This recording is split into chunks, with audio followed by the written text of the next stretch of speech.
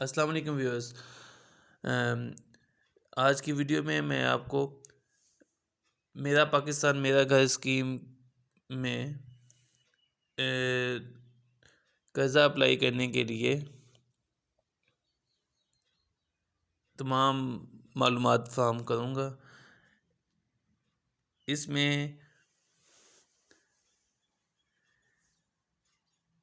इस वीडियो में ख़ास तौर पे मेरा फ़ोकस ये होगा कि जो जो तनख्वाहदार अफ़राद हैं वो वो मेरा पाकिस्तान मेरे घर स्कीम में कैसे अप्लाई कर सकते हैं। मेरा पाकिस्तान मेरा घर की स्कीम में आप मुख्तलिफ़ किस्म के लोन ले सकते हैं। नंबर एक, आप घर या अपार्टमेंट पूरा बना बनाया ख़रीद सकते हैं। अगर आपके पास ज़ाती प्लॉट है, नंबर दो, अगर आपके पास ज़ाती प्लॉट है तो उस पर तामीर कर सकते हैं। नंबर तीन, आप प्लाट की ख़रीदारी भी कर सकते हैं और उसकी फौरी तामीर भी कर सकते हैं। नंबर चार, आपके पास ऑलरेडी घर है, आप उसमें एक्सटेंशन कर सकते हैं, उसमें तोसी कर सकते हैं। फॉर एग्ज़ाम्पल आपके पास घर में 2-3 कमरे हैं तो आप 1-2 कमरे और डाल सकते हैं। तो मौजूदा घर की तोसी के लिए भी इस स्कीम में मेरा पाकिस्तान मेरे घर स्कीम में ले सकते हैं। तो ये 4 किस्म के लोन हैं। 4 किस्म के लोन आप अप्लाई कर सकते हैं। नंबर एक मैं रिपीट कर देता हूँ, आप बना बनाया घर ले सकते हैं। अगर आपके पास ज़ाती प्लॉट है तो उसके ऊपर तामीर कर सकते हैं। अगर आपके पास प्लॉट भी नहीं है तो आप प्लॉट ख़रीद कर उसके ऊपर फौरी तामीर कर सकते हैं। और तीसरा जो है आप उसकी एक्सटेंशन कर सकते हैं। इसमें इसमें रिक्वायरमेंट्स क्या क्या हैं, मैंने जैसे पहले आपको बताया कि इस वीडियो में मैं जो तनख्वाहदार अफराद हैं उनके लिए जो है वो मालूमात फ़राहम करूँगा कि तनख्वाहदार अफराद कैसे जो है सैलरीड पर्सन कैसे जो है वो बैंक में जाकर मेरा पाकिस्तान मेरा घर स्कीम में लोन अप्लाई कर सकते हैं। अच्छा जी, इसमें ये जो है सबसे ज़्यादा जो रिकमेंड मैं करूँगा, सबसे ज़्यादा बैंक ऑफ पंजाब जो है ये सबसे ज़्यादा लोन जो है वो दे रहा है as compared to other banks. तो आप कोशिश करें बैंक ऑफ पंजाब में जाएं और वहाँ जाके अपनी एप्लीकेशन सबमिट करें। उससे पहले आपको चंद मालूमात का होना ज़रूरी है। ये जो है ये स्कीम जो है गवर्नमेंट मार्कअप सब्सिडी स्कीम है और इसमें क्राइटेरिया ये है, नंबर एलिजिबिलिटी क्राइटेरिया ये है कि आल मैन और वुमेन होल्डिंग CNAC, जो भी मर्द हैं औरत हैं उनका CNAC बना होना चाहिए और फर्स्ट टाइम हाउस ओनर हों, उनके पास पहले से मकान ना हो, फर्स्ट टाइम हाउस ओनर हों। One individual can have subsidized house loan facility under this scheme only once. एक बंदा एक दफ़ा ही इस स्कीम के तहत जो है वो ले सकते हैं। फर्स्ट टाइम ओनर का मैं आपको समझा दूँ, फर्स्ट टाइम ओनर का मतलब ये है कि उसके पास पहले से बना बनाया घर ना हो। प्लाट हो तो कोई मसला नहीं, लेकिन घर ना हो, बना बनाया घर अपने पास ना हो। प्लाट हो तो कोई मसला नहीं है, प्लाट पे वो अपना प्लाट हो तो उसके ऊपर फौरी तमीर के लिए वो कर्ज़ा ले सकता है। तो ये है इसमें एलिजिबिलिटी क्राइटेरिया। अच्छा, इसमें जो एज है, इसका एज या आपकी उम्र कितनी होनी चाहिए एप्लीकेंट की? कम से कम जो है 25 साल जो है उसकी एज होनी चाहिए। Minimum age at the time of application वो 25 ईयर्स होनी चाहिए और maximum age of both applicant या को applicant upon the maturity of financing should not exceed 60 years. 60 साल से ज़्यादा नहीं होना चाहिए एप्लीकेंट की भी और जो है दूसरे नॉन एप्लीकेंट जो को एप्लीकेंट है उसकी भी। को एप्लीकेंट के बारे में आपको मैं मुकम्मल बताता हूँ। आगे है टायर ऑफ द स्कीम क्या है। इसमें जो है दो financing under Tier 1 is available through banks for financing under NAFTA projects. NAFTA projects वो प्रोजेक्ट्स हैं, नया पाकिस्तान हाउसिंग डेवलपमेंट अथॉरिटी के प्रोजेक्ट्स हैं, जिसमें ये है कि वो गवर्नमेंट खुद बना के जो है वो हाउस देती है, अपनी स्कीमें गवर्नमेंट खुद काटती है। तो उसमें जो फिनंसिंग कहते हैं वो हमने नहीं लेना, इस पर तो लंबा प्रोसीजर है। आप पहले हाउसिंग में अप्लाई करते हैं और ख़ुद ही गवर्नमेंट बना के आपको घर बना के दे देती है। वो Tier 1 है और वो कुछ शहरों में शुरू हुआ है, तमाम पाकिस्तान में शुरू नहीं हुआ।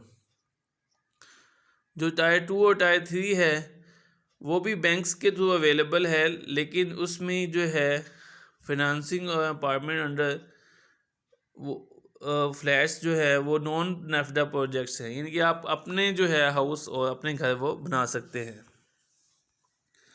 अब यहाँ पे Tier 1 तो आप भूल जाएं, हमें सिर्फ Tier 2 और Tier 3 से गर्ज है कि हाउसिंग यूनिट का साइज़ कितना होना चाहिए। देखिए यहाँ पे पंजाब वाली साइड पे जो है वो महिलास में चल रहा है और कराची सिंध वाली साइड में स्क्वायर यार्ड्स या गज़ की शक्ल में होता है। हम महल्ले को समझ लेते हैं कि अगर हमारे पास यहाँ पे 5 महल्ले है, Tier 2 में का मतलब है कि 5 महल्ले आपके पास ऑलरेडी प्लाट हो तो आप उस पर कंस्ट्रक्शन कर सकते हैं, या आपने नया प्लॉट लेना है और उसके ऊपर 5 महल्ले का ही कंस्ट्रक्शन कर सकते हैं, या बना बनाया घर लेना है तो वो भी 5 महल्ले का होना चाहिए। तो ये Tier 2 है और इसमें जो है maximum covered area 1250 square foot होना चाहिए। कितना होना चाहिए? 1250 स्क्वायर फुट होना चाहिए कवर्ड एरिया। कवर्ड एरिया का मतलब जितना आपका छत डली हुई है उसे हम कवर्ड एरिया कहते हैं, वो 1250 स्क्वायर फीट होना चाहिए। Tier 3 में ये है कि 210 महल्ले का है और इसमें जो कवर्ड एरिया की शर्त है वो 2000 स्क्वायर फीट होना चाहिए। Maximum covered area 2000 square feet होना चाहिए। ये तो साइज़ की बात है। Tier 2 और Tier 3 ही आप जहन में रखें। Tier 2 का मतलब कि 5 महल्ले और Tier 3 का मतलब 10 महल्ले का मकान है, और 5 महल्ले में कवर्ड एरिया 1250 स्क्वायर फीट है और 10 महल्ले में 2000 स्क्वायर फीट है।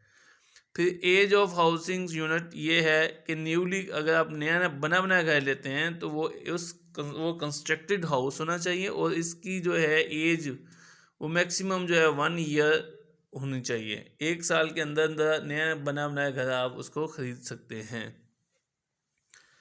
उसके बाद फिर आ जाए maximum price of housing unit.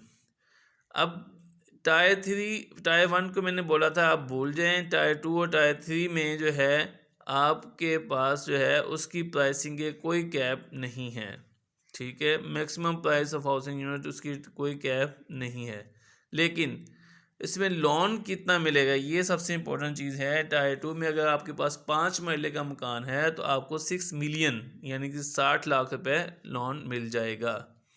अगर आपके पास 10 महल्ले का है, आप 10 महल्ले का ख़रीदना चाहते हैं तो वो Tier 3 है, तो उस सूरत में आपको 10 मिलियन लोन जो है वो मिल जाएगा, यानी कि 1 करोड़ रुपये मिल जाएगा। अच्छा, लोन की टाइप क्या है? लोन की टाइप जो है वो long term housing finance loans है। लॉन्ग टर्म का मतलब है कि कम अज़ कम 5 साल इसका टेन्योर है और ज़्यादा से ज़्यादा 20 साल इसका टेन्योर है। आगे चलें जी, हम लोन साइज़ और प्राइसिंग और सिक्योरिटी क्या है। मैंने कहा था कि ये जो है Tier 1 है, ये तो इसको आप भूल जाएं, ये तो NAFTA प्रोजेक्ट के अंदर आते हैं। जो हमने यहाँ पे अपने आम घरों में अप्लाई करना है, घरों के लिए अप्लाई करना है, चीचा वतन साहिवाल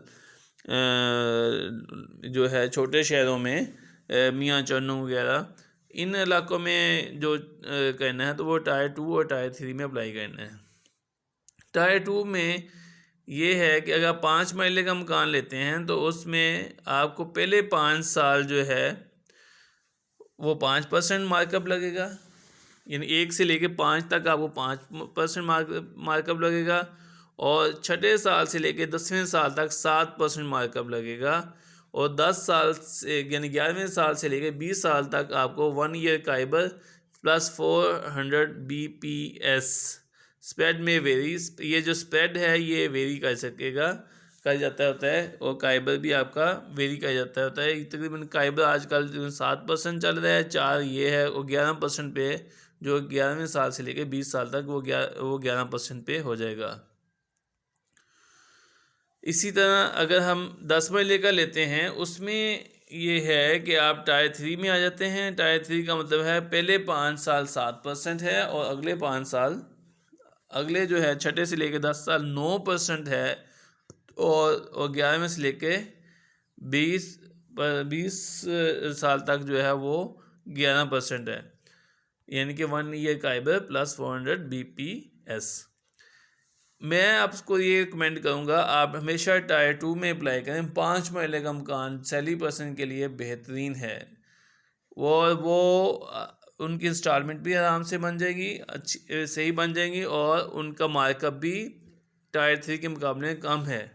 यानी 5 साल के लिए पहले 5 साल के लिए 5%, कोई ज़्यादा नहीं है, और अगले छठे साल से लेकर 10वें साल तक 7%, और इस तरह जो है वो 20 साल के लिए अप्लाई कर दें टायर 2 में।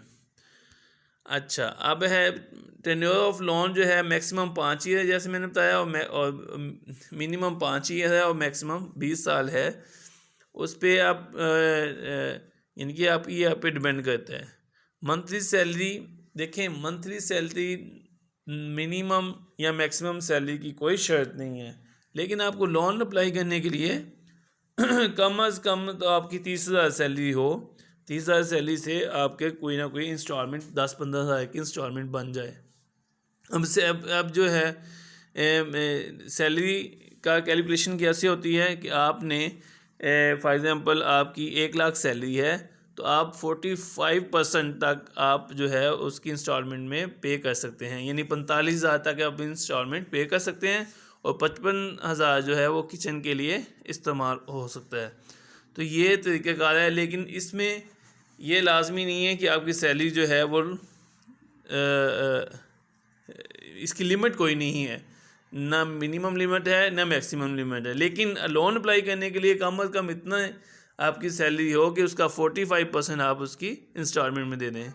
जॉब एक्सपीरियंस की ना आपकी मिनिमम है ना मैक्सिमम जो है जॉब एक्सपीरियंस रिक्वायर्ड है, और इस ये जो स्कीम है लो कॉस्ट हाउसिंग स्कीम है, ये पूरे पाकिस्तान में है। आप पूरे पाकिस्तान में जहां मर्ज़ी घर ले सकते हैं, लेकिन उसके लिए भी एक शर्त ये है कि घर जो है आपके वो एटलीस्ट जो है उसका इंतकाल हो जाए बैंक के नाम, या उसकी रजिस्ट्री हो सके।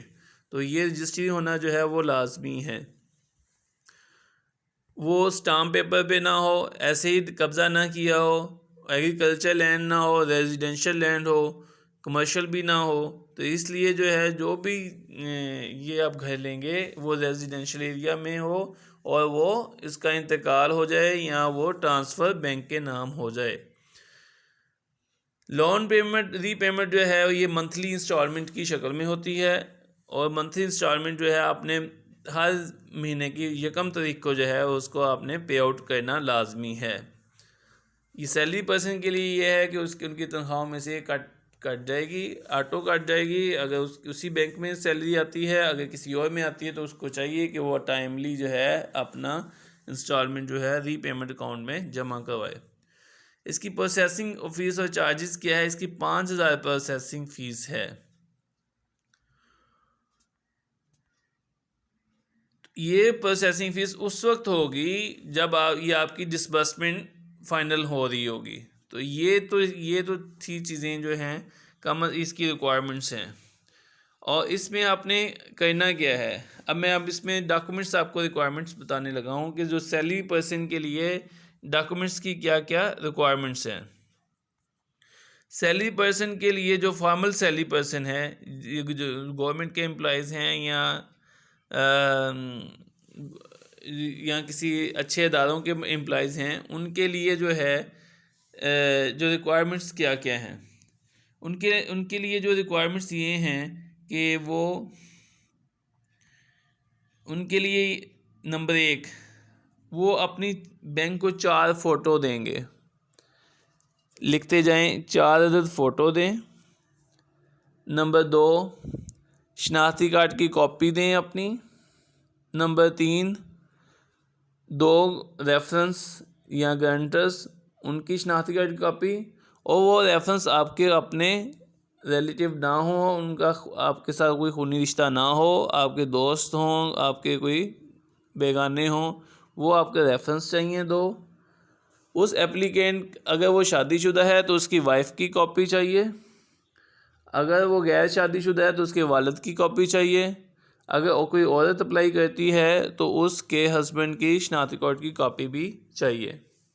ये तो थे तमाम शनाख्ती कार्ड्स और फ़ोटो की डिटेल। उसके बाद जो है वो जहाँ पे रह रहे हैं उसका बिजली का बिल या गैस का बिल की कॉपी चाहिए। वो सैलरी पर्सन जो है औरत या मर्द, उसकी जो लास्ट डिग्री उसकी कॉपी चाहिए। लास्ट डिग्री की कॉपी वो आपने दे देनी है। और सबसे इम्पोर्टेंट चीज़ जो है वो ये है कि उसकी जो लास्ट 3 सैलरी स्लिप्स हैं, सैलरी पर्सन की जो 3 सैलरी स्लिप्स हैं, वो आपने अटेस्ट करवा के अपने अदारे से वो देनी है। फिर अगर आपका किसी और बैंक में अकाउंट है जहाँ पे सैलरी आ रही है तो वहाँ से 6 माह की बैंक की स्टेटमेंट चाहिए, और बैंक स्टेटमेंट के साथ एक अकाउंट मेंटेनेंस लेटर होता है जो बैंक वाले बना के देते हैं, वो भी चाहिए। अकाउंट मेंटेनेंस लेटर आपने दे देना है। और इसके अलावा जो है अगर आप सैलरी पर्सन हैं तो आप सीवी अपनी वो भी दे सकते हैं, ये एडिशनल है, अगर देना चाहें तो दे दें, अपनी जो सीवी है वो बना के दे दें। और अगर आपने घर जो है आपके पास प्लॉट ऑलरेडी है, आप उसके ऊपर कंस्ट्रक्शन करना चाहते हैं, आपको पता है कि ये वाला प्लॉट है, तो उसके प्लॉट के कागज़ भी बैंक वालों को दे दें, ताकि वो उसमें मेंशन कर दें कि ये घर है और इसके ऊपर ये कंस्ट्रक्शन करना चाहते हैं, तो वो ज़रा जल्दी प्रोसेसिंग हो जाती है। और अगर अदरवाइज़ आप उसमें मेंशन करें कि अभी हम ढूंढ रहे हैं, आइडेंटिफाई नहीं किया अभी, जैसे ही अप्रूवल आएगी तो हम आइडेंटिफाई कर लेंगे, मीनवाइल आप इसको देख लें। ये चीज़ें हैं जो आपने अपने पास लेके बैंक में आ जाना है। और इसमें ये है कि जैसे ही आप अप्लाई करेंगे, बैंक वाले से सिस्टम में अप्लाई करेंगे, जैसे ही अप्लाई करेंगे आपको मैसेज आ जाएगा कि आपकी एप्लीकेशन पर जो है वो उस काम का आगाज़ हो चुका है। फिर एक नंबर आपको देंगे, वहाँ से फिर आप वो नंबर के थ्रू आपसे सारी मज़ीद मालूमात लेंगे, और कोई डॉक्यूमेंट्स होंगे वो भी आपसे व्हाट्सएप ले लेंगे या पूरा कर लेंगे। ये इसका जो है टैग जो है 30 वर्किंग डेज़ हैं, जो कि छुट्टियां निकाल के 6 वीक बनते हैं। तो सैलरी पर्सन के लिए अप्लाई करना बहुत ज़्यादा आसान है, तो इसलिए जो है वो इसको ज़्यादा से ज़्यादा अप्लाई करें और इसमें जो है फ़ायदा उठाएं। मेरा पाकिस्तान मेरा घर स्कीम बहुत ही अच्छी स्कीम है। इसमें जो है सैलरी पर्सन जो है फ़ायदा उठा सकते हैं, क्योंकि अगर आज वो प्रॉपर्टी लेते हैं, इंस्टॉलमेंट देते हैं, वही प्रॉपर्टी की कीमत जो है कोई 5 साल 10 साल बाद वो डबल हो जानी है। तो उनका जो ऊपर मार्कअप 5% जो मार्कअप मिनिमम मार्कअप है वो भी कोई इसकी वैल्यू नहीं है। उम्मीद है ये वीडियो आपको पसंद आई होगी। लाइक करें, शेयर करें ताकि सबका फ़ायदा हो जाए। शुक्रिया।